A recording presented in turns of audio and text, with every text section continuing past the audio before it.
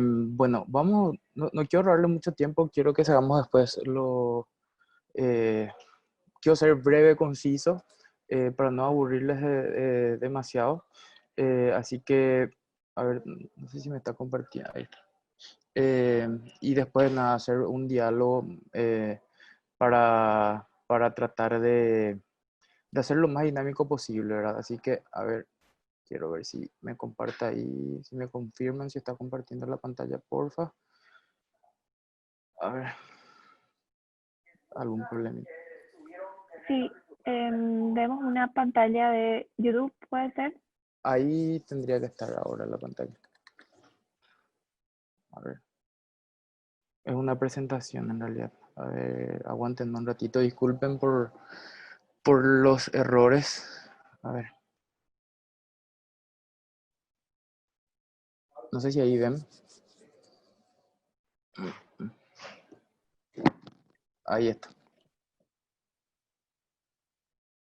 No está complicado. A ver, aguanten un ratito, perdón. Pasa que estoy todavía Sí. por el trabajo. A ver. Ahí está. Bueno.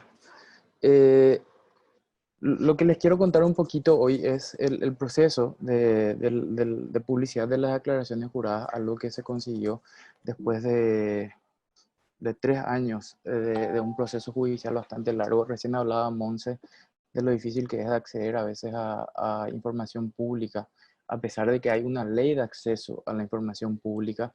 eh, que ya está en plena vigencia del 2015, son 20 años de documentos, tuvimos que recurrir a un amparo judicial, a un amparo de acceso a la información pública.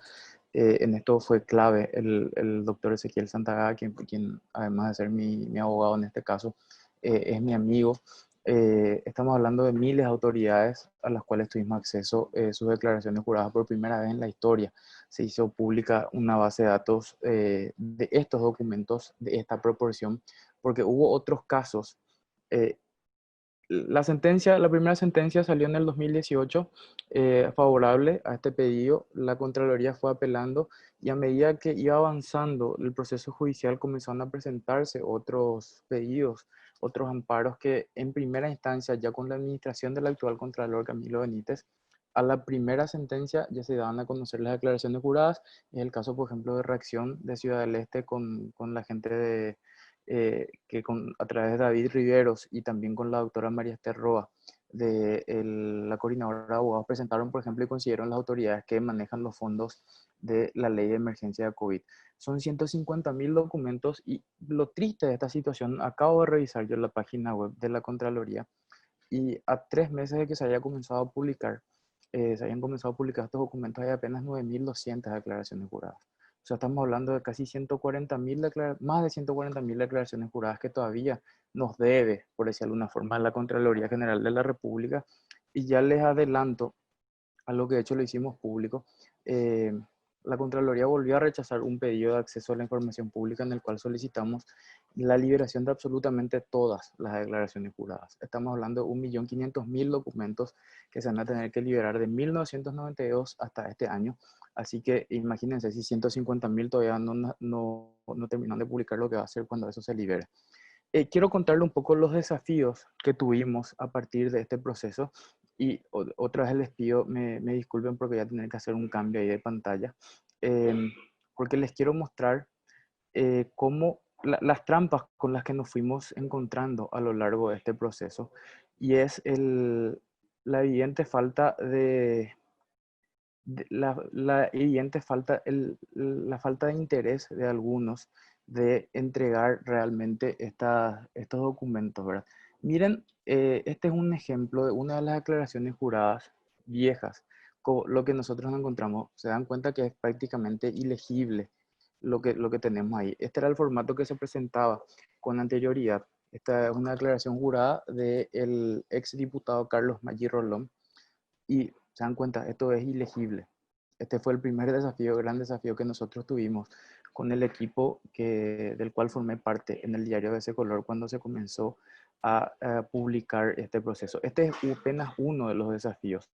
Eh, Así que, y después otro desafío que ya les voy a ir mostrando, fue, por ejemplo, la irregularidad con la que con la que en realidad estaban cumpliendo, entre comillas, las autoridades, con esta obligación de presentar sus declaraciones juradas.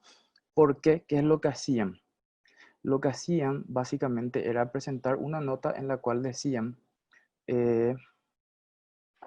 cual decían, bueno, a ver, yo presenté mi declaración jurada y te digo lo que hay, o sea, pero en realidad ni siquiera acá, este es. Miren, recién vieron un formato anterior en el cual tenía que detallar qué es lo que tenía, cuánto dinero tenía, qué propiedades. Este es un caso del ex ministro de la Corte Suprema. Dice, me dirijo a usted, señor Contralor, para decirle que esto es lo que hay de nuevo en mi declaración jurada. ¿Por qué es una trampa? Porque en realidad no hay una declaración concreta del crecimiento patrimonial. Es simplemente hubo un movimiento y esto es todo lo que hay en mi caja. ¿Y qué es lo que hicimos? Eh, ya hay gente, Rodrigo y otra gente que está también conectada ahí, que conoce mucho del manejo de grandes bases de datos, sabe lo que es esto.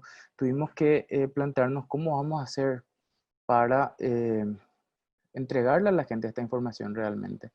Eh, y el gran desafío fue, dentro de mi desconocimiento técnico informático, yo armé esta pequeña plantilla que usamos como base para comenzar a trabajar realmente lo que estábamos viendo, que es esto que están viendo acá.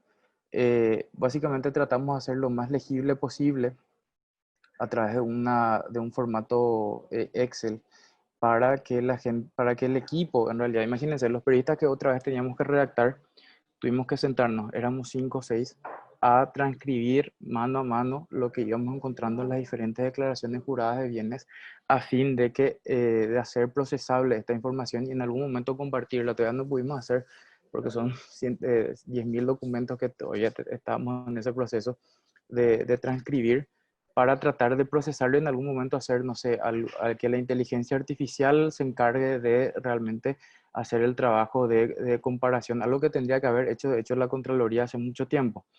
Les muestro como un ejemplo de la base de datos ya procesada. A ver, es esta. Un caso del expresidente Oscar Nicanor Duarte Frutos, que él tuvo varias declaraciones juradas. Lo que fuimos haciendo fue ir cargando cada declaración jurada, los datos que iba declarando con el cargo. Por ejemplo, en 1999, 2001, 2003, 2006, 2008, 2016 y la última página era el crecimiento patrimonial en el cual tenemos el crecimiento en dinero eh, del patrimonio neto y el crecimiento en dinero de activos porque para la gente que por ahí no maneja el patrimonio neto se calcula entre el activo menos el pasivo y a partir de ahí sale el patrimonio neto. Entonces decidimos hacer esta pequeña comparación a fin de poder entender realmente cuánto había crecido en dinero y cuánto había crecido porcentualmente el patrimonio de las autoridades. Superado ese pequeño escollo, que no, en realidad no fue para nada escollo, comenzamos a encontrarnos casos de crecimientos patrimoniales muy llamativos. Por ejemplo, el de el actual vicepresidente de la República, Hugo Velázquez Moreno, que empezó como un fiscal en el 2008. Los que le conocían saben que andaba en colectivo cuando era estudiante en la Facultad de Derecho de la Universidad Nacional. A partir de ahí fue declarando un crecimiento bastante llamativo tenía 433 millones en el 2001 para su última declaración jurada hecha pública, que es del 2017, no tenemos la del 2018, ni se habrá presentado con posterioridad. Sus activos habían crecido a 5.600 millones y el patrimonio neto era de 5.330 millones. Vamos a otro caso, simplemente para mostrar y graficar algunos casos. Recién les hablaba yo del caso del expresidente Nicanor Duarte Frutos. También tenía un patrimonio neto de 993 millones en la primera declaración jurada a la que tuvimos acceso, porque él fue ministro de Educación con anterioridad. así que no podemos realmente saber, habrá presentado su declaración jurada con anterioridad, así que no tenemos la primera que presentó. Y para el 2016, que fue su última declaración jurada hecha pública, reitero, su patrimonio habría crecido a 7.789 millones. Eh, y así fuimos encontrando casos y casos de gente que fue creciendo, y lo que nos encontramos también, que era algo que de hecho ya habíamos aprendido probablemente cuando se comenzaron a publicar los sueldos allá por el 2014, algo que hoy parece una locura, es que hay clanes que realmente viven del Estado y que han experimentado crecimientos patrimoniales muy altos. Ese, por ejemplo, es el caso del clan Núñez Jiménez, que tiene a Basilio Bachi Núñez, diputado, Óscar Venancio, el actual, bueno, fue gobernador, lo mismo que Ricardo, y van a ver cómo tienen un patrimonio realmente que supera, por ejemplo, el caso de los 1.200 millones. Y acá hay un caso, esta gente es la misma gente que trató, el diputado Bachi Núñez, por ejemplo, es uno de los que firmó una nota de la Cámara de Diputados tratando de frenar la sesión de la Corte Suprema en la cual se tomó la determinación de hacer públicas las declaraciones juradas. ¿Qué fue lo que, qué fue lo que aprendimos con con la declaración, con la presentación y con lo que fuimos, bueno, cuando se comenzaron a hacer públicas las declaraciones juradas? Básicamente lo que aprendimos, dejo yo 4 puntos que después, insisto, yo quiero hacerlo breve, no les quiero aburrir mucho. Eh, a ver, perdón, en serio si me estoy trabando por momentos. La primera lección que encontramos es que es mucho más fácil de lo que creímos eh, tener una casa en la playa. Es el caso, por ejemplo, del expresidente Federico Franco, que declaró que tiene una casa en la playa de 170 millones de guaraníes. El caso del ex ministro de la Corte Suprema y actual miembro del Consejo de la Magistratura, Raúl Torres Kinzer, que declaró tener una casa de 120 millones de guaraníes frente a la playa en el balneario Camboriú. Y el caso del senador Javier Zacarías Irún, que tiene casas por 7.108 millones, departamentos, perdón, por 7.108 millones en la zona de Itapema. Acá lo que encontramos primero es que a Javier Zacarías Irún probablemente le estafaron porque demasiada plata tuvo que pagar él por su departamento, o hay una abierta subvaloración por parte de Federico Franco y Raúl Torres Kinzer. Raúl Torres Kinzer tiene su departamento en el edificio Emperatriz, les invito a googlear, el edificio Emperatriz, Camboriú, ponen, es una locura de edificio frente a la playa en el balneario Camboriú, y lo más bajo que cuesta un departamento en ese lugar es 925 millones de guaraníes. O sea, estamos hablando de una diferencia de 805 millones de guaraníes entre lo que el precio de mercado y lo que declaró Raúl Torres Kinzer entonces. Lo otro que aprendimos, la segunda lección, es que hay mucha gente que no confía en el banco para guardar su dinero. Prefiere guardar probablemente su dinero debajo del colchón, de por ahí se siente más segura. Los banqueros son jodidos también, ¿eh? Así que hay que tener cuidado con ese tipo de cosas, y nos enseñó eso nuestra propia clase política. El senador Javier Zacarías Irún tiene 5.000 millones de guaraníes, o tenía por lo menos en 2018, en efectivo.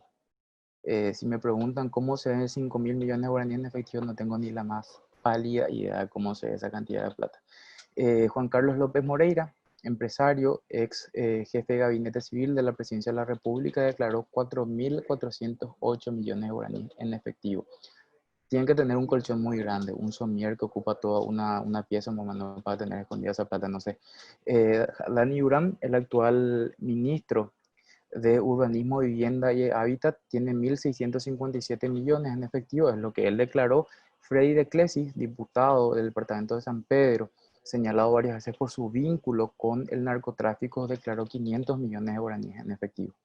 Así que otra lección es que hay gente que no confía en los bancos, y por ahí tienen mucha razón también para no confiar en los bancos. Guarden más su plata debajo del colchón siempre. Otra cosa que aprendimos de las declaraciones juradas es que todo es cuestión de esfuerzo para salir adelante. Si no, pregúntenle a Javier Zacarías Irún, que no tenía ni auto cuando asumió como intendente de Ciudad del Este en el ya lejano año 1996. Hoy anda en un avión privado. Dicho sea de paso, en su declaración jurada puso que costaba 200 millones de guaraníes, y lo dijo públicamente, y en realidad ante tributación declaró que costaba 2.000 millones de guaraníes. O sea, hay una diferencia de un cero, de por ahí no es muy importante, es un cerito nada más. Nicanor Duarte Frutos, el expresidente de la República, hizo su mudanza a bordo de una moto, es lo que cuentan sus ex compañeros en el diario Última Hora. Hoy es un ganadero. Dionisio Amarilla repartía leche en una moto y hoy es todo un potentado. Probablemente me quiera querellar más todavía por lo que estoy diciendo ahora. Eh, y el caso más grave de todos probablemente es el de Luis Paciel, el supuesto yerno de Fernando Lugo, que se convirtió en un empresario inmobiliario que compró inmuebles mientras tenía sueldo mínimo. Ganaba sueldo mínimo. ¿Y por qué es probablemente, digo yo, el caso más asqueroso y alevoso de todo esto? Porque el señor Luis Fernando Pacielo Lacasa, actual concejal municipal de la ciudad de Lambaré, dice que ganando sueldo mínimo se compró esta casa a orillas del río Paraguay, en la zona del Yat, y que le costó solamente 500 millones de guaraníes. El que entienda un poquito del mercado inmobiliario sabe que esta casa que ven acá, esto que ven acá, no cuesta 500 millones de guaraníes nunca. Ganando sueldo mínimo se compró una docena de propiedades, se compró departamentos en un edificio en la zona del centro, se compró terrenos en la zona de San Bernardino, hoy tiene una casa que curiosamente vos te vas a preguntar en San Bernardino por la casa de Luis Pacielo, nadie lo conoce. Ahora, si preguntas por la casa del expresidente Lugo, enseguida te guían para llegar. Así que hay algo bastante llamativo también ahí en ese caso. Todo este crecimiento de Luis Pacielo se dio mientras su supuesto suegro, el expresidente Fernando Lugo, el actual senador, se comenzó a dar después de que Fernando Lugo haya sido expulsado de la presidencia de la República. Así que, ¿qué pasó con este caso? Hasta ahora la Fiscalía no ha tomado medidas en el caso, a pesar de que es probablemente uno de los casos más alevosos de enriquecimiento que se haya dado hasta ahora a conocer a través de las declaraciones juradas. Lo último, eh, de lo que me tocó aprender del proceso de las declaraciones juradas, es que la clase política oscurantista, acostumbrada al ostracismo, a la opacidad, enamorada incluso de este tipo de actitudes, no va a perdonar, te va a perdonar absolutamente todo, pero la transparencia es algo que no van a perdonar. Eh, y esto es una opinión muy personal por situaciones que me están tocando pasar, probablemente habrán visto dos querellas como consecuencia directa de mi trabajo y un pedido incluso de prisión eh, por parte de una ex viceministra de Tributación y casualmente el mismo grupo político y económico que trató de frenar la publicidad de las declaraciones juradas es el mismo grupo que está hablando hoy de la necesidad de mandar a la cárcel a una directora y a un periodista por hacer periodismo. Entonces, van a perdonar de absolutamente todo en este país. La clase política lo que no van a perdonar es lo que se consiguió. Por último, y eso no me dio tiempo para agregar, ¿qué es lo que aprendí de este proceso? Es necesario con urgencia que nos apropiemos de los datos, de la información que hoy se está comenzando a hacer pública y que históricamente se comenzó a hacer pública hace ya 6 años, hace 7 en realidad, cuando la Corte Suprema dijo que los salarios de las entidades públicas tenían que ser públicas, cuando conseguimos una ley de acceso a la información. Hoy hay gente que todavía en las instituciones públicas sigue creyendo que el darnos información es un favor que nos están haciendo. Eso es algo que tenemos que sacarnos con urgencia de la cabeza. Ellos no nos están haciendo un favor por entregarnos información, al contrario, están respetando un derecho consagrado, un derecho considerado como un derecho humano por la Corte Interamericana de Derechos Humanos y por la Corte Suprema de Paraguay, y un derecho consagrado en la Constitución Nacional. Necesitamos comenzar a usar más estos datos. Eh, Sé que en estos días viene la hackathon. Les tiro como una idea, si por ahí quieren sentarse, por ejemplo, a ver la forma de procesar más rápido las declaraciones juradas y hacer más rápido y más fácil, más digerible el, la, el procesamiento y la presentación de esos datos, por ejemplo, puede ser una idea muy, muy, pero buenísima, ¿verdad? Esta información que hoy está disponible no es de Juan Quilescano, no es de Ezequiel Santagada, no es de ABC Color. Es información que nosotros estábamos convencidos cuando empezamos el proceso, que era información que tenía que estar en manos de toda la ciudadanía, porque este país en teoría tiene una democracia participativa. Esto quiere decir que todos deberíamos formar parte del proceso de control también. Cuando la Contraloría dice que está superada para hacer los exámenes de correspondencia, hoy tenemos una herramienta libre para que seamos nosotros los que comencemos a revisar. Por eso nosotros, en el 2013, cuando sacamos el buscador del pueblo, mucha gente por ahí se acuerda de ese caso de los salarios, nos dimos cuenta y hoy nos volvimos a dar cuenta con este trabajo que no hay institución pública y no hay periodista o equipos de periodistas que reemplace al control ciudadano. ¿Por qué? Porque es la gente la que le conoce a su diputado, a su concejal o a su intendente y te puede avisar, este señor andaba como un zapatero perdido en Zapucay, hoy es diputado, Yolando Miguel Cuevas, y tiene una mansión que nosotros no sabemos cómo tiene.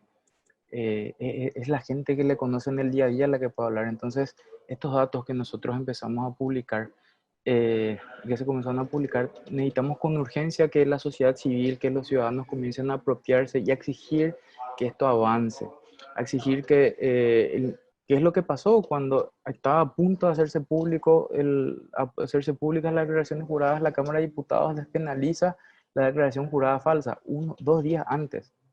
O sea, imagínense el nivel de locura, ¿verdad? Sabían que esto iba a ser una oleada muy grande de información y decidieron despenalizar la declaración jurada falsa. Y la gente consiguió frenar. Eh, y esto no es un discurso, esto está basado en hechos, esto es cuestión de revisar un poco y se van a dar cuenta que es la gente la que una vez que se empodera puede comenzar a conseguir realmente cosas muy grandes. Eh, quiero Y para ir cerrando, porque esto no es un trabajo individual de Juan Quilescano, yo no lo hice solo, el trabajo de las declaraciones juradas. Quiero cerrar mostrando a este equipo del cual me tocó formar parte. Este es el equipo de ABC Color. Bueno, falta acá, por ejemplo, la gente de la dirección, falta el jefe de redacción, el subjefe. Este es el equipo de locos lindos que decidió sentarse a comenzar a escribir a mano cada una de las declaraciones juradas, que pasó noches, pero noches enteras sin dormir para tratar de acercar la información a la ciudadanía. Y es el equipo al cual yo le voy a estar agradecido infinitamente toda mi vida por haber aceptado el desafío, porque podían decirme, anda cagá, vos te metiste solo en ese lío y vete vos solo, pero estuvieron ahí. Está de izquierda a derecha, digamos, está la costa arriba con lente, izquierda Coronel, Mabel Renfel, creo que no hace falta más que ya quienes son. Abajo están Juan Jara con la campera azul, Mariana Ladaga y Pablo Guerrero, que es mi jefe en la sección política. Así que nada, eso. ¿Qué nos dejó, qué nos dejó de lección la publicidad de las declaraciones juradas? Que todavía falta mucho en cuanto a control ciudadano, pero que una vez que la ciudadanía comienza a apropiarse de esa información, definitivamente vamos a hacer un dolor de cabeza y va a ser mucho más difícil para la gente, para el que ocupa un cargo público, eh, cometer actos de corrupción. ¿Vamos a sanar la corrupción? Y no, probablemente no, porque en la concepción judeo-cristiana probablemente el pecado original es casi una representación de lo que realmente es la corrupción, o sea, el ser humano es corruptible por ahí. No vamos a sanar la corrupción, no la vamos a frenar, pero vamos a hacer un dolor de cabeza más. La ciudadanía informada con datos abiertos